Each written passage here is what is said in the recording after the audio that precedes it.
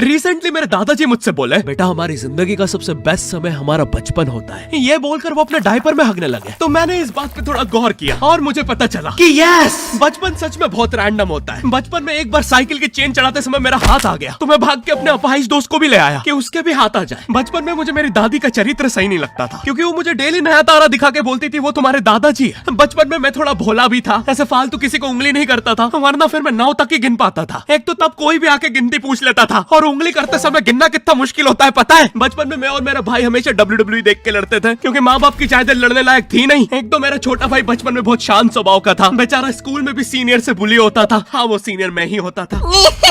एक बार मुझसे बोलता, भैया डॉक्टर बनना मेरा सपना है। तो मैंने उसे नीट की बुक्स ला दी, तो अब वो उसका पूरा सपना बन गया। अब वो डॉक्टर गेम में भी बीमारी बनता है, और बवासीर पीछे होती है। चिंटू बुक्स नहीं पढ़ रहा है तू? एक बार बेचारा बिस्तर पे गिर के रोने लग गया, तो सब बोलने लग गए कुछ नहीं हुआ, चींटी मर गई, चींटी मर गई। मैं यहाँ सोच रहा हूँ फिर अभी तक हम चींटियों वाले बिस्तर पे क्यों सो रहे थे? हाँ, घर में सबकी पीठ पे ददोड़े हो रखे हैं। हाँ, ये नहीं गिरता तो हमें तो पता ही नहीं चलता बिस्तर पे चींटियां हैं। हम तो सोए जा रहे हैं चींटियों वाले बिस्तर पे। और स्कूल में जब भी ये छोटे भाई पैंट में हक देते हैं, तो बड़े भाई को क्यों बुलाया जाता है? पता है कितनी घनघोर बेइज्जती होती है पूरी क्लास के सामने, और बुलाते भी इतने सस्पेंस है, वो देख के बड़े भाई का हगना निकल जाता है। ऐसे 2 छोटे बच्चे स्लो मोशन में भाग के आ रहे हैं। हाँ, वो उनकी नॉर्मल स्पीड है।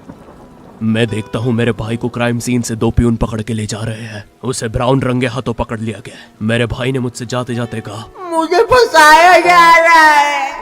मुझे पता था इस लेंडे के पीछे की कहानी इतनी सिंपल नहीं हो सकती। कड़ी तहकीकात के बाद मुझे पता चला इस लेंडे के पीछे बड़े बड़े पॉलिटिशियंस, गैंग लीडर्स और माफिया इन्वॉल्व है। मेरा भाई सही कह रहा था, ये उसका लेंडा नहीं है। हैंड्स अप पीटी टीचर, तो वो लेंडा तुम्हारा था। तो तुम्हें पता चल ही गया, तुम मुझे कभी नहीं पकड़ सकते। रुको, भाग गया। जाने दो उसे बेटा, हमने पीटी टीचर के बड़े भाई को बुला लिया है वो लेंडा उठाने। लेंडा आपकी नजदीकी सिनेमा घरों में पड़ा होगा तो देख के पैर रखना। ये चैनल पे जितने भी अजीब और गरीब चीजें तुम देखते हो, ये मैं और मेरे भाई की लाइफ में हमेशा होती रहती है, और इसलिए हमने ये चैनल नॉट योर टाइप बनाया था। मेरे भाई ने कहा तू बोल और मैं एनिमेशन करता हूँ, और लो बन गया नॉट योर टाइप। आपके अरे अभी भी लेंडा लगा हुआ है। बचपन में बोले जाता था कि तुम जितने दांत तकिए के नीचे रखोगे तुम्हें उतने ही रुपये मिलेंगे। तो मैंने दादी की 32 रख दी, तो मुझे 32 रुपए मिले। वो 32 7,000 की थी। जो पिटा हूं ना मैं घर पे, साली स्कैमर दांतों वाली परी, चांदी का दांत ले जाके 1 रुपया देती है। दांतों से याद है, बचपन में सब सूखा बॉर्नविटा खाते हैं क्योंकि दांत दूध के होते हैं। ठीक है, ये वाला जोक हटा दूंगा। बचपन में मुझे चुड़ैलों से बहुत डर लगता था। एक बार मुझे चुड़ैल के पैर के निशान दिखे तो मैं उल्टा भागा, पर फिर मैं चुड़ैल के ही घर में आ गया। हाँ, मैं पट्टी में भूल गया था उसके पैर उल्टे होते हैं, तो फिर मैंने सोचा इसका पीछे से सर फोड़ देता हूँ। सर फोड़ने गया तो वो उसका मुंह निकला। फिर से भूल गया कि साली चुड़ैलों के बाल भी मुंह पे होते हैं। आदमी को पता चले तो चले कैसे। जब मैं छोटा था नींद में बिस्तर भी बहुत गीला करता था। मेरी मम्मी हमेशा गुस्सा करती थी कि सोने से पहले सुसु किया कर। अब उन्हें कैसे बताऊं, फिर गीले बिस्तर में मुझे नींद नहीं आती। बचपन में मुझे गुस्सा भी बहुत आता था, तो मेरी मम्मी ने मुझे एक रेड स्टोन की अंगूठी पहना दी, और सरप्राइजिंगली उससे मेरा गुस्सा इतनी जल्दी उतरने लग गया, क्योंकि अब मैं जब अंगूठी पहन के लोगों को पीटता था तो गुस्सा इतनी जल्दी शांत होता था। वैसे ये अंगूठी मुझे एक बाबा जी के आश्रम से मिली थी। जब मैं वो आश्रम में गया था, वहाँ एक बहुत ही हॉट सी बंदी मुझे देख के बार बार स्माइल करे जा रही थी, तो मैंने भी मौके पे चौका मारा और जल्दी से अपना नंबर पेपर पे लिख के उसकी तरफ फेंक दिया। वो बंदी ने भी बड़े प्यार से मेरा नंबर उठाया और खा लिया। अरे भाई, उसको भूत लगे, वो तब से सबको स्माइल दे रही है। हम भी सुबह से नंबर फेंक रहे हैं, अभी तक 2 किलो पेपर खा गई है। हाँ, अब तुम्हें भी ऐसे रैंडम भूतों या स्ट्रेंजर्स पास नंबर ना फेंकना पड़े प्यार के लिए, इसलिए आओ हैपन पे चले। यहाँ तुम्हें मिलते हैं तुम्हारे कॉमन इंटरेस्ट के लोग। मुझे बॉर्नविटा बहुत पसंद है। मुझे भी रोहित। आओ मन बुद्धि हैंडशेक करते हैं। हैपन पे मिलती है आपको उन लोगों की प्रोफाइल्स जिनके साथ आप पाथ क्रॉस करते हैं। यहाँ तुम अपने एरिया के लोगों की प्रोफाइल्स भी देख सकते हो। यही नहीं, जो लोग तुम्हारे फेवरेट स्पॉट पे जा चुके हैं, यहाँ तुम्हें उनकी प्रोफाइल्स भी मिलती है। तो अभी जाकर अपना नेक्स्ट क्रश स्पॉट करो अपने ही मन पसंदीदा स्पॉट पे। तो अभी जाकर डाउनलोड करो, लिंक डिस्क्रिप्शन में। Thank you happen.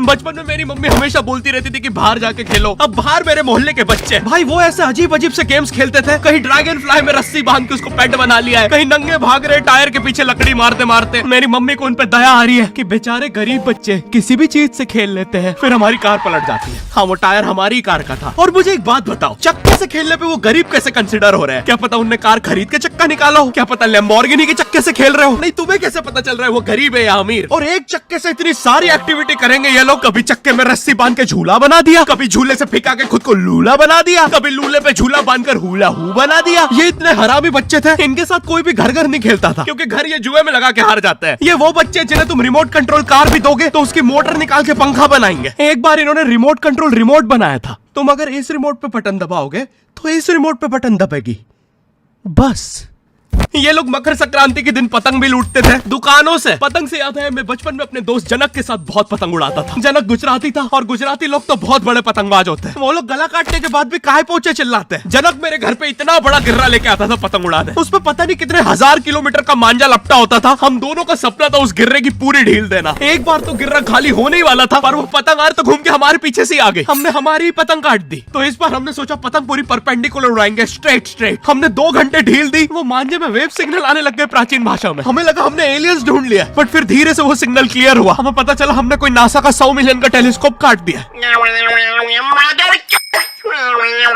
पतंग नीचे ले, टेलीस्कोप काट दिया।